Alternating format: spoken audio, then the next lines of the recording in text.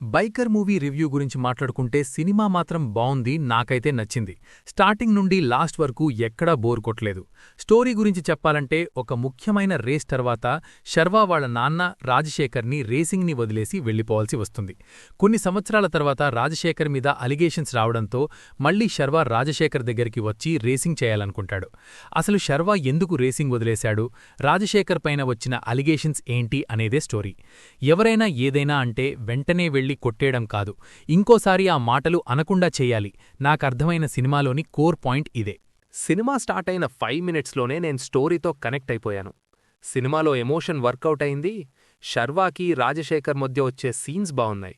Drama అయితే connect అయింది. కానీ రేసింగ్ సీన్స్ బోర్ కొడతాయి అనుకున్నాను గానీ క్రేజీగా ఉన్నాయి. సినిమాలో మొత్తం 3 రేసింగ్ సీక్వెన్సులున్నాయి. ఈ టైంలో వచ్చే మ్యూజిక్, సౌండ్ డిజైన్తో రేసింగ్ సీన్స్ని నెక్స్ట్ లెవెల్కి తీసుకెళ్లాయి. తెలుగులో స్పోర్ట్స్ జానర్లో సినిమాలొచ్చాయి.